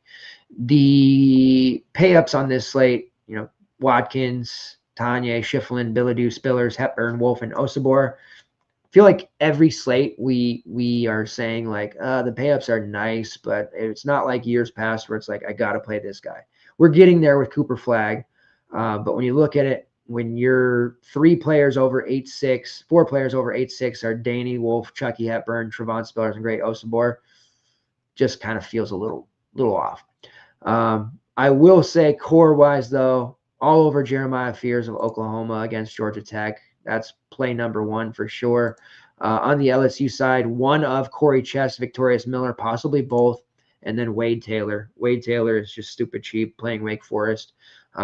Wade's going to be back at 9K at no time, so it would be a real mistake to not be playing him at this 7.5 range right now. He has woken up and starting to assert himself as the top guy overall once again.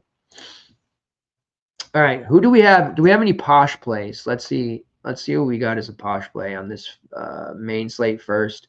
I am going to probably go back to Mark Mitchell. Tune in tomorrow before lock for the official designation. But right now, Mark Mitchell, 6'2". People just ignoring him. So he's got the posh play vibes. And then on the night slate, let's see here. Oh, Tyler Harris of Washington.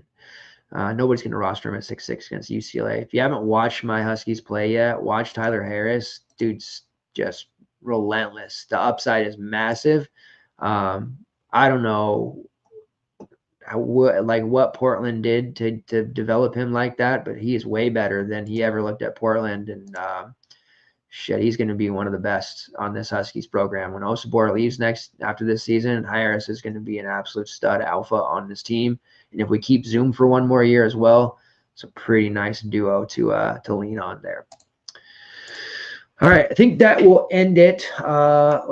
Let's do a quick prize picks look. They don't usually add anything remotely usable until the next day, but let's just check anyway, shall we?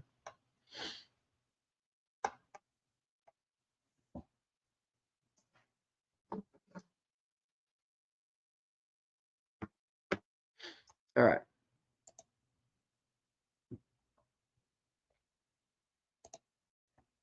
Yeah, so no point props and no fantasy props yet, which they will add.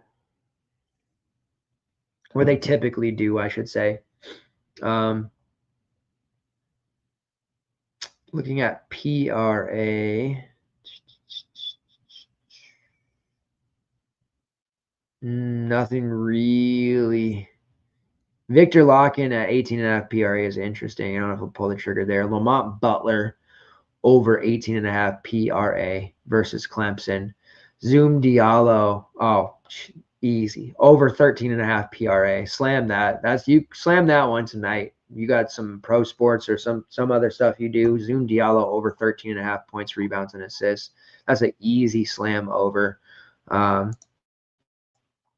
just disrespectful. Also can do Zoom over 11 points plus assists. Might lean into that one a little bit over the PRA, but both of those are acceptable numbers.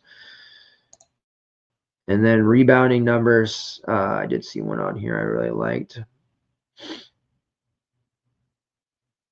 Great Osabor, over 8.5 rebounds. One thing he will do, he will pad his stats a la Zach Randolph and grab a ton of rebounds. So over 8.5 there for him. And then Steven Kraut, under 6.5 rebounds versus Michigan. Yep, that's it. Well, that'll do it. I appreciate it, guys. Running on 2 hours here. We just got through 2 slates there. Again, what you can expect, projections, context slate notes, and then a slate breakdown for each and every day once we get through Conference Championship Week and Army Navy and into the bowl season. All that coverage. Show schedule right now. It's every Monday for the CBB version, every Thursday night and Saturday morning for CFB. There will be a conference championship breakdown on Thursday. We will be doing 2 CBB shows next week, and then after the CFB season ends, it'll be Monday, Tuesday, and Friday night for the college basketball show. And then once we get into March, we'll be here pretty much every single day. Thanks, everyone, for continued support. Please, on your way out, make sure you slap that like button around, whether it's on YouTube or Twitter/X. Reposting, likes, and interactions all help a tremendous amount, not only to myself, but the FTN network as a whole. Thanks, guys. Let's get after it. Let's keep this win streak going, huh? I love seeing the green screens in the Discord. Love seeing the window trips that people are making. Let's keep going. Let's keep it. This is going to be our best season ever. Very confident in that. Thanks, everybody. Take care. See you on Thursday.